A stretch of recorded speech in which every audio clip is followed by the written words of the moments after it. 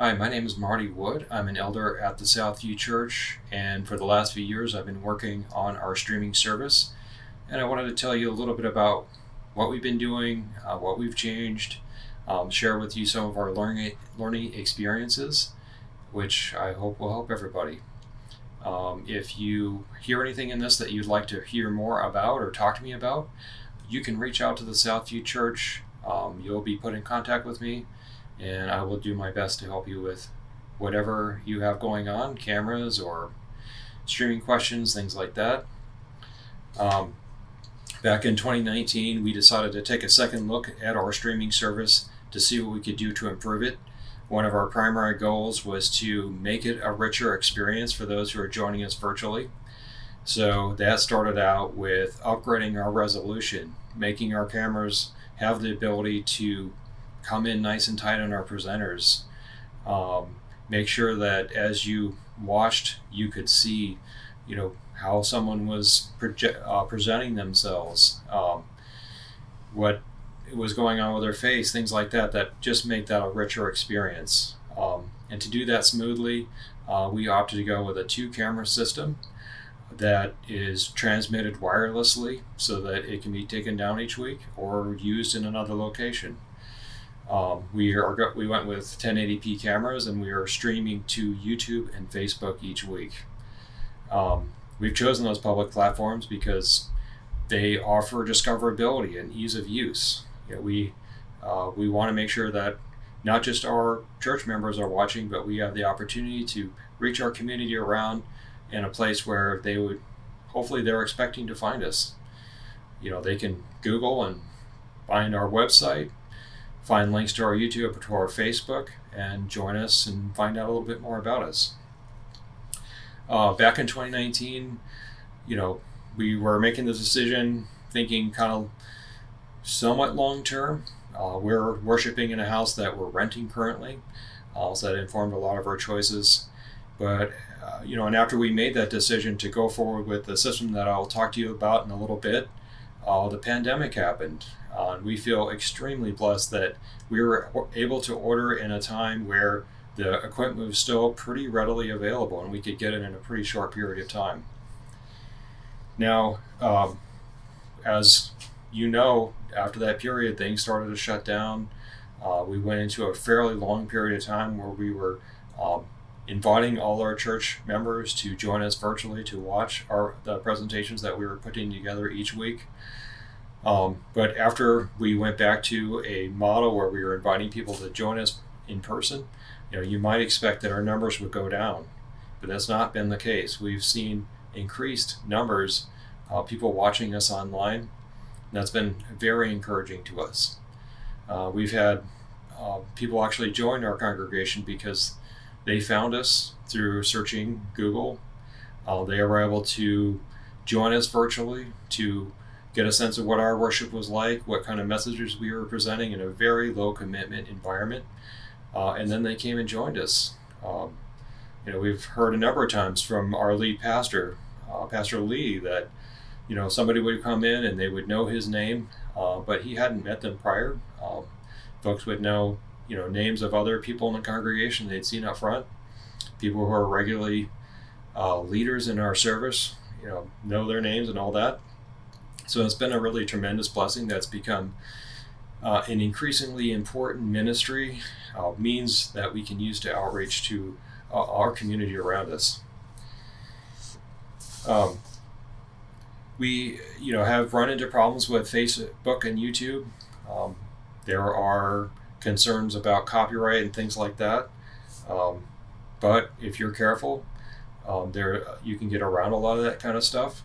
Not because we're employing some kind of means to evade their systems, but we are just careful about what we present, making sure that we have, the ability to present it, that we, are sharing something live and not sharing, content that we know is going to be from a very well-known artist. We found sources in the Adventist community that have very nice music content that we're able to share. There's a lot of mission-focused content out there that you can put in there to share with your audiences. So there's plenty of things out there like that that you can use to augment to make your virtual presentation richer.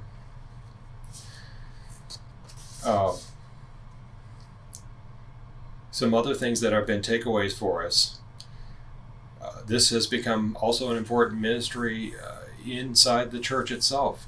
A lot of our young people have found this to be a very engaging way to be involved in the service. We have a lot of them who are showing up week after week. They're there to run the soundboard. They're there to run the software that we're using to switch cameras, and the computer we use for the lyrics, just to operate the cameras themselves, things like that. So it's a really nice way to engage, because the technology is fun, to get them engaged in your service. It's helped us improve our in-person worship, because we've been focusing on getting this gear to show things, and so we now have a little richer in-person experience with lyrics that are on the screen there, other graphical things that we're showing, mission videos, things like that. As you can imagine, this is not necessarily an easy thing to do. We've learned a lot of things along the way, and I'm just going to take a minute here to share a few of those things. Number one, the gear has a learning curve to it. We've made tons of mistakes along the way. One of the takeaways from that is this works best when you have several people that can help share the load. Each task can take a fair amount of focus for that person, so to expect that they will be able to easily switch a camera and adjust the sound at the same time isn't necessarily going to work very well. I know there are individuals out there that can do it, but it does present you the opportunity to bring more people into a ministry position in the church where they don't necessarily need to be up front and speaking to an audience. Also along the way, expect just to practice. I've set up the gear at my house many times just to try it out, think I have everything ironed out. We get to the church, find something isn't working, and we just struggled and had days where nothing seemed to be going right. And so we've just learned through our own stumbles to test things many times, make sure we test it in the actual environment where we are going to use it, make sure that we kind of know the ins and outs of the equipment. So if something is not seeming to work right, we are able to quickly troubleshoot and get it operating the way it ought to work. Sound is very difficult. When you record someone with a microphone and they're holding it very close to their face, the sound is very different than how you experience it when you are in the room with that person. Sound coming out of my mouth is bouncing around the room, and it's creating an ambiance that is going to not sound the same when you're hearing it straight from that microphone that's very close to them. So getting the levels right, getting that sound to be similar to what you are hearing when you're in-house are things that take time, and they just take some focus to get that done. Now I want to move forward and show you just some of the equipment that we are using and talk a little bit about why we chose it. Now, when you go into do streaming, you find out that you have to have several layers of equipment to make all this happen. You can't just have a computer. You need a capture device that can bring you the pictures that you want based on your ministry goals. And the camera has to be attached somehow to the computer. All these things have different requirements and things like that. We found a company called Sling Studio that has met a lot of the goals that we have. They are a company that offers a system that's built around a base station. I don't have it in my hands right now, but this is essentially a little computer that can have a battery attachment on the bottom, so you can be in the park having a service out in the public and stream with a device like this. You can have it in your church in the back, doesn't take up a lot of space. This device then is paired with either a Mac laptop where they built their software platform, or an iPad works very well as well. They also have transmitters that mount right on the top of a camera, and send the signal right to that station. And they have fantastic range. We are currently worshiping in a fairly large space, and we can literally have the camera on the other side of the room, no wires, and have great picture quality with no need to stretch a wire all the way over there and something like that. No, and it's very seamless. You turn it on, the system recognizes the transmitter. You plug a wire into the back of your camera so that the video signal is being sent to the transmitter, and it shows up on the iPad, on the Mac laptop, for you to go live with it, to switch between cameras and so on. The system has the ability to play video content, to add lower thirds, do some other fairly simple but effective things to augment your presentation. And we found that very effective. Now, in the future, when we find a little bit more permanent home, we think that we'll be adding to that or maybe switching some of that around. But for the time being, this has worked very well. Moving on to cameras, we've chosen kind of a camcorder level device here. This is a 1080p Sony camera that's got a 12x optical zoom and a 1-inch sensor. Both of those are the key metrics when I went camera shopping.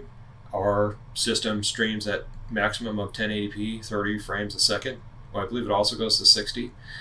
But for live purposes, that's the maximum that it offers. So I looked for resolution in that range. The 1-inch sensor is very important to me because it offers a better focusing visual field. The background will be just a little bit more out of focus, and that helps heighten the effect of bringing the attention of the viewer right on to the person that's singing or the person that's speaking. The 12x optical zoom is another big one for us. The space we're worshiping in is pretty large, so I needed to be able to zoom in quite a ways to keep the cameras out of the way. Now, you may not necessarily want your cameras up front. You want to make sure that live experience is not interrupted or just kind of distracted from by what your tech team happens to be doing to bring that to your virtual audience. You can spend just tremendous amounts of money on cameras and all this stuff. I don't believe that's really necessary. Every level of camera brings with it some improvements, but some of those improvements really have no bearing on your in-house worship service. You don't necessarily need any weather sealing. You don't need cameras that offer super high frame rates, things like that. The 1-inch sensor will give you a very nice picture. You can go below that as well, depending on what your needs are. But I think at the level that we've purchased here, this is about $1,000, a little over $1,000 device when it was new. Gives you a very nice output. And going lower that you may start to see less image quality in a challenging environment where maybe the sanctuary is a little bit dark, things like that. So to kind of flesh this out, we also are employing a laptop where we use PowerPoint to show lyrics either to both the virtual and the live, or just the live audience. To do that, we employ a feature on the Sling Studio to bring in an HDMI signal, and it has the ability to use split screen, so you can put a lyric on screen while also showing your praise and worship leaders or whoever you want to show a Bible verse, things like that. We also show our mission video content through that system. So there's also an HDMI out on this system, and we are using a Hdmi Splitter that allows us to send the signal up to a projector at the front, to take the audio out of that and play it through the house sound system. These splitters are really not that expensive, and they're readily available through Amazon and many other sources like that. You just want to look for a splitter that also splits the audio, so if you plan to do something like that with your streaming ministry. This particular device has 2 inputs and 4 outputs. We are employing that to do our second stream. So we have an output that goes to the projector up front. We have an output that goes to another computer to capture and send that signal out to Facebook. And we use a third to play TV in the entry area. So as people come in, they immediately see that there's service going on. They can go right into the sanctuary knowing that they're not going to walk into an empty room with nothing's happening yet. All those choices can be changed based on the service that you will be conducting. That's just a short overview of what we're doing in our worship service each week. In summary, I hope this will help you as you consider your ministry and some of the things that you're investing in. We've found this to be a wonderful way to share with the community. It's very low commitment for someone to take a look at what's happening in your service, the way that you conduct it. I said it before, but we've had people come and check us out who I don't know that we would have met them any other way. We've also been found it wonderful to engage with people in our congregation who may not want to be up front, but they enjoy the technology, they enjoy being a part of the ministry in a way that they're comfortable with. So thank you for your time and have a wonderful day.